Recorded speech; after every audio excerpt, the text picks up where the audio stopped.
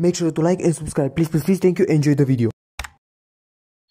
So what is going on, ladies and gentlemen? Today I'm gonna do a review on the Chainsaw Man. Specifically, I'm gonna talk about 4 sections, each of them being the plot, the main characters and their motivation, the theme itself and what message it conveyed to me personally, and a special section in which I ask myself a very simple yet a very intimidating question for most people when reviewing such material. If you wanna find out more about this special section, stay put for the video. The story follows Denji, a young man burdened by debt after his deceased father left him in financial trouble.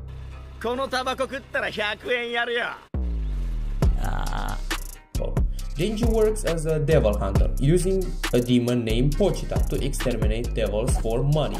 After a series of not so fortunate events, Denji forms a contract with his little chainsaw demon and becomes a hybrid devil-human. He joins the public safety devil hunters to eliminate devils and pay off his debts. Throughout the series, Denji encounters various threats, forms relationships with his other colleagues,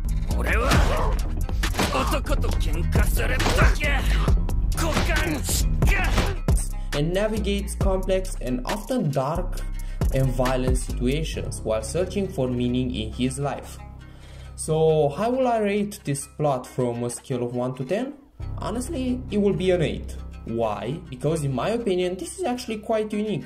We see more and more types of anime that all concentrate on the so-called hero who has to fight the demon lord and get all the ladies. But in this scenario, and somehow the vibe itself that I receive from watching this anime, it makes me feel like it takes place in a more like real life scenario.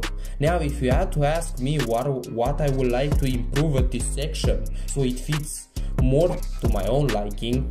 What? Sexuality 83%. I would have liked Denji to be a bit more hostile in the beginning when he was approached to join the public safety devil hunters. Yes, I know that it was not a choice to be taken lightly, as Makima could have taken his life if he refused, but at the same time, you don't just fall into anyone's arms hoping for a hug, especially someone dressed in a suit. I get the feeling that Denji in that situation still had some strength left, and at least he would have taken a step back and evaluate their true intentions. Yes, the interactions were good for Denji later in the anime, but honestly, given how he got betrayed, I would have expected him to think about it twice before letting someone win his affection, at least if I was in his situation. In this section we have, of course, Denji, whose motivation in the beginning is to get all of his basic desires and needs fulfilled. Things such as eating, having a place that he can call home, sleeping, the desire to find himself a girlfriend, maybe even to find some people whom he can call friends. That falls into the socialization category, if you will. But as the anime progresses, Denji starts to question the meaning of life and whether his desires are actually what he truly wants. Pochita, the small chainsaw devil who formed a contract with Denji when he was at the verge of death. His motivation is quite unknown, as we only know that in the beginning he wanted to help our protagonist to reach his dream. But as we get more and more into the story, it seems like Pochita may be someone entirely different.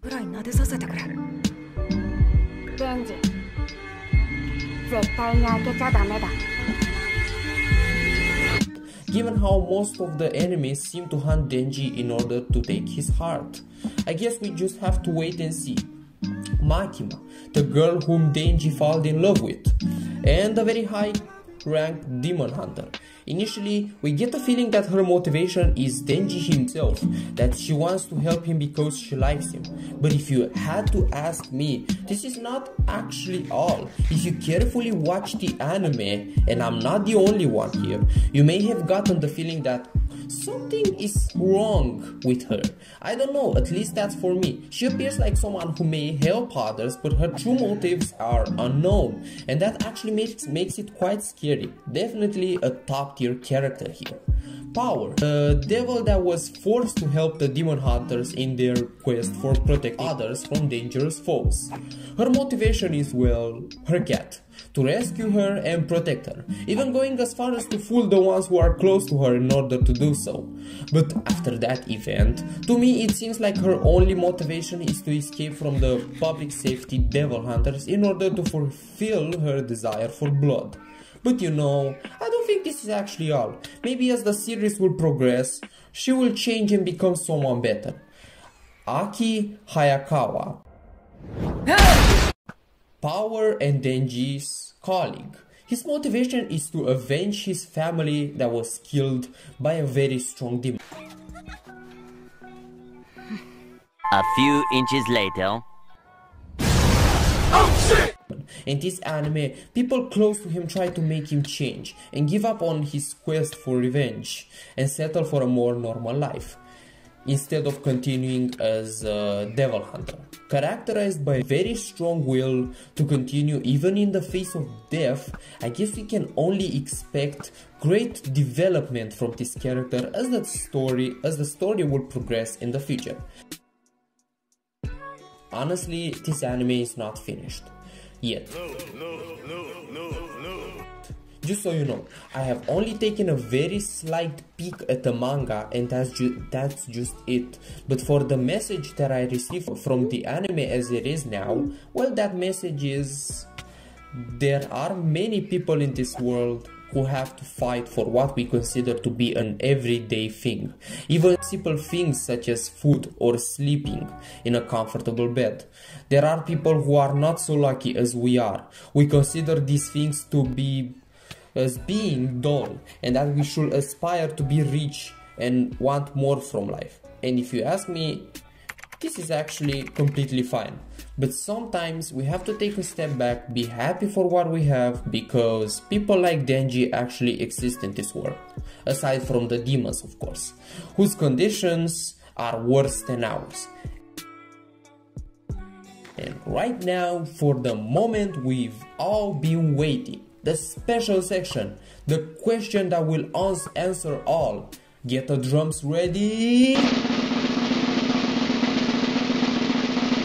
Did you like this anime? Well, it depends. Here is why. Initially I watched Chainsaw Man because there was this big hype around this is Chainsaw Man. And yes, the plot itself is unique and I haven't seen something like this in a while. But in the end, I'm your stereotypical individual who likes to see the main character struggle in agony and suffer and then be able to figure things out, get out of the suffering and then suffer even more. See what I did here? Huh? ReZero. And actually, I like the character to be, the main character, I like it to be a bit more intelligent. But anyway, my opinion. Thank you for watching. If you like this video, tell me in the comments down below what is your favorite anime and why do you think so. Till the next video, I will see you soon. Peace!